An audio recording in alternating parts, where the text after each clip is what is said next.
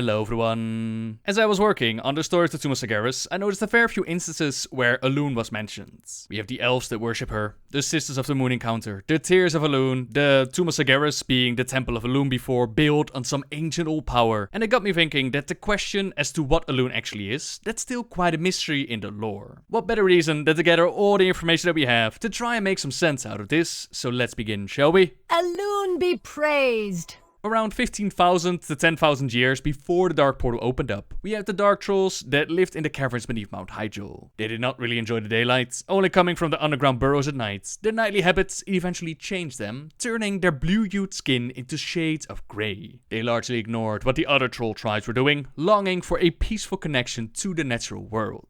Many of these trolls, they gradually migrated towards the center of Kalimdor, where they discovered an enormous lake of scintillating energies, a lake that would later be known as the Well of Eternity. Mesmerized by their discovery, the Dark Trolls settled along the well's shores. Over generations, the energies that radiated from the lake, it suffused the trolls' flesh and bones, elevating their forms to match the graceful spirits. They transformed into the highly intelligent and virtually immortal beings. In time, they abandoned their ancient heritage and traditions. Instead, their mystics began worshipping the moon goddess named ELUNE, who they believed was bound to the Well of Eternity itself. They claimed that the deity slumbered within the Fountain's depth during the day. The former trolls also discovered the name Kalimdor and other Titan-forged words from communing with ELUNE and investigating strange artifacts scattered around the well's edge. Influenced by this newfound language, they called themselves the Kaldrai, Children of the Stars, also known as the Night Elves. The demigod Cenarius, he took an interest in these newcomers at the well shores. He believed that they had the potential to become great caretakers of nature. He befriended them and taught them all about the natural world, hoping that the Night Elves would strive to live in harmony with the wilds. In turn, it was the Night Elves who would claim that Cenarius, he was the son of the great white stag Malorn, with his mother being ELUNE. They built a graceful society around the well that had influenced them so very much, with the capital of their small nation called Elundris, or the Eye of ELUNE, founded at the shores of the Fount of Power. In time, their peaceful nature lifestyle that would change. Azshara would come into power. Their capital was renamed to Zinajari, or the Glory of Azshara in her honor. And as most of you know, Azshara worked on bringing Sargeras and the Legion into the world.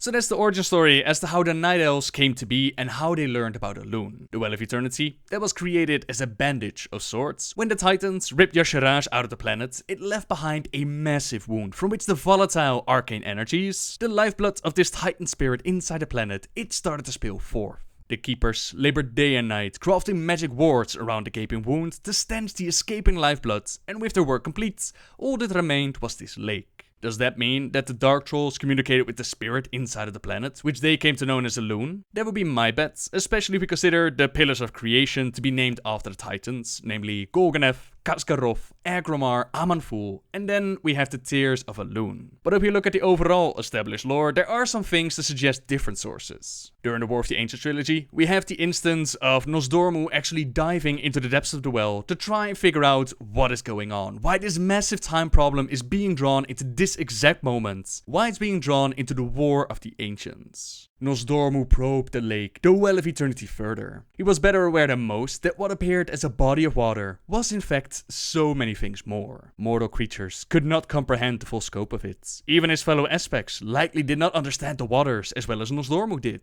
and he knew that there were secrets hidden to him. Visually, it was as if he flew over the black depths. In actuality, however, Nosdormu's mind pried a different realm. He battled a labyrinth of interlocking forces that shielded the core of that which was called the Well from Revelation. Almost it was as if either the waters themselves were alive, or something had so insinuated itself into the well that it now was a part of it. Deeper and deeper he dove, the intensity of the forces making up the well astounding him. The power the dragon sends brought back memories of the creators, whose ancient glory made Nosdormu the equivalent of Slug climbing out of the mud.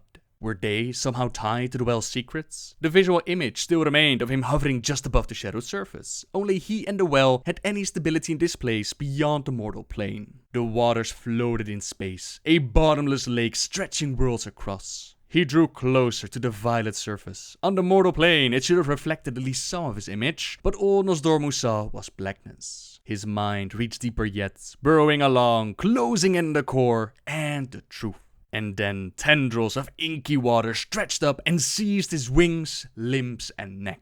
There's a darkness, whisper, inky tentacles and a mouth that nearly devoured the bronze aspect of time, but he was able to get himself out of there with the knowledge that some evil, the old gods, had corrupted the well. Had they already got their foul influence in there by the time that the Dark Troll showed up? Maybe. I mean, considering the whole light and shadow thing that priesthood got going on, that could definitely be a thing, but I doubt that the old gods are actually ELUNE. When we look at the powers granted to those faithful to her, the Sisterhood of ELUNE, it doesn't really seem to be old gods. The Sisterhood acted as spiritual leaders, they helped defend the territories from outside threats, and during the War of the Ancients, there was one who was performing miracles. Where others sometimes failed in healing those in need, Turon the Whisperwind left a near-perfect track record.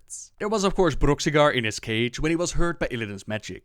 Mother Moon, hear my entreaties. Ignoring the aghast expression of the guard, she took the orc's fingers and kissed each ever so gently. Tyrande then whispered to ELUNE, asking the goddess to grant her the ability to ease Brox's burden, to render what Illidan had in his rashness ruined. The novice priestess looked up into the sky, where the moon hovered just above. Mother Moon, fill me with your purity, your grace, your love. Grant me the powers to heal this. As Tyrande repeated her plea, she heard a gasp from one of the guards. Illidan started to turn, but then evidently thought better than to possibly upset Tyrande even further. A stream of silver light, ELUNE's light, it encompassed the young priestess. Tyrande radiated as if she were the moon herself. She felt the glory of the goddess become a part of her. And as the moonlight touched Brox's fingers, the burned flesh healed, the gaps where bone showed through regrew, and the horrific injury that Illidan had caused utterly vanished. Thank you, Mother Moon, Tyrande whispered, releasing Brox's hands. The guards were simply amazed with what she had accomplished, and they asked for the blessing of ELUNE. Even Broxigar, he respectfully wanted that blessing as well. Throughout the war, not only did Tyrande perform incredible feats of healing, she also embodied the aspect of the Night Warrior,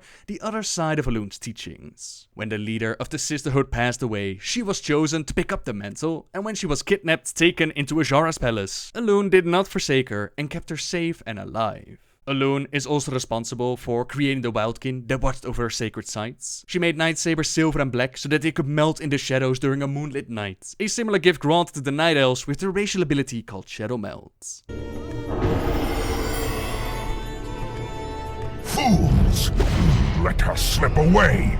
ELUNE can also cleanse corruption from living creatures, as we've seen with Ever's Illwhisper, a fallen priestess, and the green dragon Irenicus. She also blessed Omen with immortality, and her grace has allowed Tyrande to perform incredible things herself. She had, for example, warriors of light fighting with her, or pushing the nightmare away, even visions were shown. All of it seems to push towards a source of light, and for many who also wield the light, that source is from the Naru. Prophet Velen himself even once said that their description of ELUNE, as well as the demonstrated powers of the goddess, it matched his experience with the Naru. He began offering advice as to how they could communicate with them, but Tyrande quickly thanked him for his opinion, and then cordially requested that he would refrain from making such outlandish claims, especially when he was in Darnassus or in the presence of ELUNE's priesthood. Is this just an old prophet saying silly things? Perhaps, but a similar situation has happened before, where the prophets tried to explain to the orcs that there was a Naru inside of Oshugan, something that the orcs also didn't like to hear, and in that case, he was absolutely right. To support the connection between ELUNE and the Naru, we also have a quest in Legion, where Khadgar is trying to unlock Light's heart. We tried to do this with the Naru in the Exodar, but we failed since the Naru got wiped out. But Khadgar's research through some ancient cosmology tomes, it indicates that the Prime Naru, it may have been created by ELUNE during the Great Ordering of Light and Shadow. If ELUNE did indeed create Zera, then it stands to reason that we could use the Tears of ELUNE to unlock the secrets of Light's heart, and since the Tears did do the job, perhaps his research is right. Perhaps ELUNE is responsible for the creation of the Naru. Then, the mythology behind ELUNE, the story is passed down through the ages, or in some cases, events that we've actually seen play out in the game. There's a connection to the wild god Goldrin, whose feral insistence disappointed ELUNE. It was his unwillingness to tame his savagery and bloodlust that overshadowed his noble heart. When her great light illuminated the dark during the full moons, it was as if her eyes glared down upon him in judgment. His anger at her conviction, it caused Goldrin to become even more bloodthirsty and indomitable than ever. The druids of the pack, they figured that it would be a good idea to try and draw upon the fury of Goldrin, but this form was uncontrollable. To fix it, they tried to tame Goldrin's fury with the essence of ELUNE, creating the Scythe of ELUNE, but that idea just failed horribly. Goldrin rejected the moon goddess, and instead of controlling their form, the druids were transformed into the feral worgen. Many years later, ELUNE granted a vision to Tyrande, a vision of the War of the Ancients, where the ferocious Goldrin, he sacrificed himself in the defense of the worlds. Another wolf that picked up the battle after the Ancient fell, a wolf that transformed into a man as the demons transformed into the orcs. This vision, this man, it was Varian Rin, showing Tyrande that he was Goldrin's chosen, and that he was meant to lead the alliance. Goldrin had chosen the Human King, not just because of his ferocity, but also because of his ability to conquer his bloodlust, to uphold his beliefs and protect his people. Perhaps through this choice, he had redeemed himself in the eyes of ELUNE as well. Tyrande thought to herself, so the Worgen and Varian's leadership, that are all part of the Goldrin ELUNE mythology. I am Varian, but I am also Logosh. Now, as I mentioned before, the Night Elves, they were the ones who claimed that Cenarius was the son of Malorn and ELUNE herself. The Tauren, they also worship ELUNE as the left eye of the Earth Mother, but they do not worship her as a sentient deity. That said, they do have a tale called The White Stag and the Moon, which talks about the relation between Malorn and ELUNE. Into the brave hearts of her pure children, the Earth Mother placed the love of the hunt. For the creatures of the first dawn were savage and fierce. They hid from the Earth Mother, finding solace in the shadows and the wild places of the lands. The Shuhalo hunted these beasts wherever they could be found and tamed them with the Earth Mother's blessing. One great spirit, it eluded them however. Aparo, known as Malorn to the Night Elves, was a proud stag of snow-white fur. His antlers scraped the roof of the heavens and his mighty hooves stamped out the deepest places of the world. The Shuhalo hunted Aparo to the corners of the dawning world and closed in to snare the proud stag.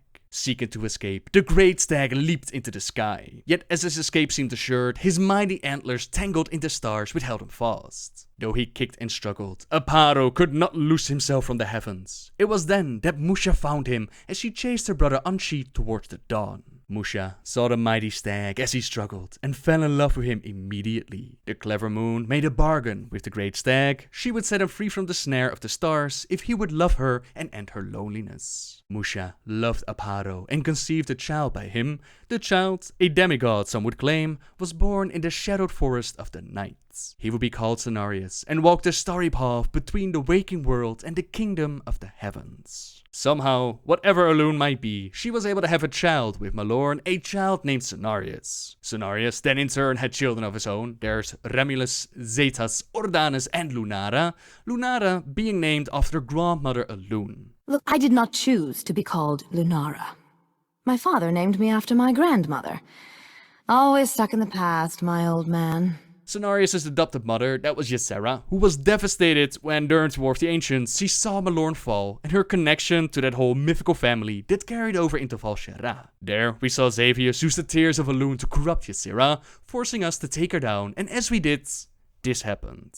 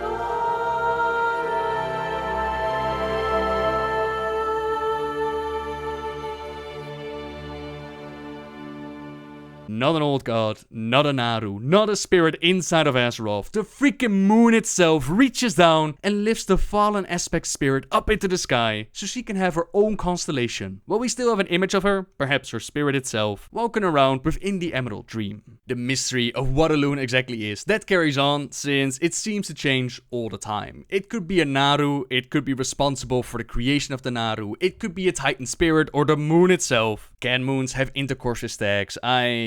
I really don't know, and I don't want to know either, but I do love that it's still one of those mysterious pieces within the lore. I personally think that the most realistic idea behind ELUNE is the name used for the spirit inside of Azeroth, considering that the Pillar of Creation shares the name and that the Dark Trolls were communicating with her through the well. What I think would be the most awesome thing to have is ELUNE being the counterpart of the Void Lords. Whereas in the past we believed that the old gods were the most badass evil things you can imagine, the Chronicles turned them not really less badass, but there's even something greater behind them. The force that sent them into our reality, the Void Lords. Two sides, light and darkness, so why not have ELUNE be the name used for the light in the universe? Whereas in the past we believed that the Naru were the most badass holy thing that you can imagine.